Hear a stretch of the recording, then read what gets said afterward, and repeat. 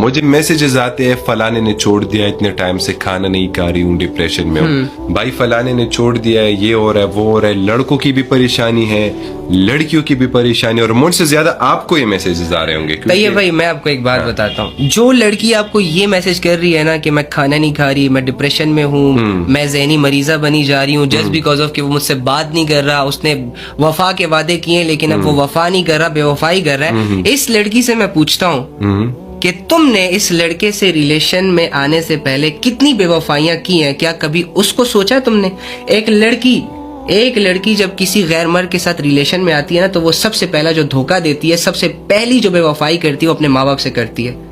اس کے بعد اپنے بھائی سے کرتی ہے, جو بھائی سے بھی چھپ چھپ کر اس سے بات کر رہی ہے, ماں باپ سے بھی چھپ چھپ کر اس سے بات کر رہی ہے, ٹھیک ہے, گھر والوں سے ساروں سے چھپ کر ایک ریلیشن بنا رہی ہے. یعنی ماں باپ کے 20 سال کا ریلیشن اس کے لیے کوئی میٹر نہیں کر رہا, بھائی کا 15-20 سال کا ریلیشن اس کے لیے میٹر نہیں کر رہا, اور یہ اپنے لیے اس لڑکے میں محبت ڈھونڈ رہی ہے اس کی زندگی میں آئے ہوئے جسے 10-15 دن ہوئے ہوتے ہیں. وہ لڑکا چھوڑ جائے تو یہ ڈپریشن میں چلی جاتی ہے, یہ انزائٹی ہو جاتی ہے, اسے پینک اٹیک آنے شروع ہو جاتے ہیں. اور اس نے جو 20 رشتوں سے بے وفائی کی ہے اس ایک کی خاطر,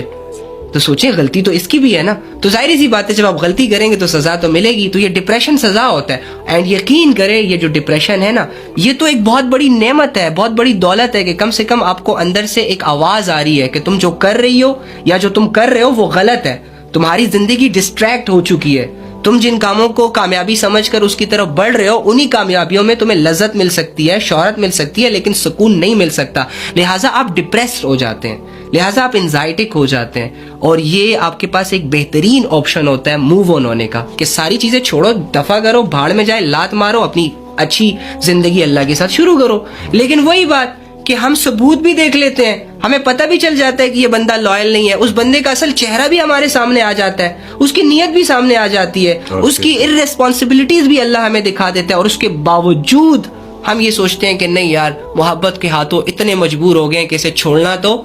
عذاب ہے ہمارے لیے, بس رہ لے میرے ساتھ, باقی یہ شرابی ہے, کبابی ہے, باقی مجھے مارتا ہے, میری زندگی اجاڑتا ہے, وہ میں سہ لوں گی لیکن بس یہ بے وفائی نہ کرے. تو یہ ایک عجیب چیز ہوگی. بھائی اپنی زندگی ان دنیاوی فلسفوں سے, ان دنیاوی ریلیشن سے آزاد کریں, اللہ کے ساتھ بہترین تعلق بنائیں, انشاءاللہ آپ کو کبھی دکھ نہیں ملے گا,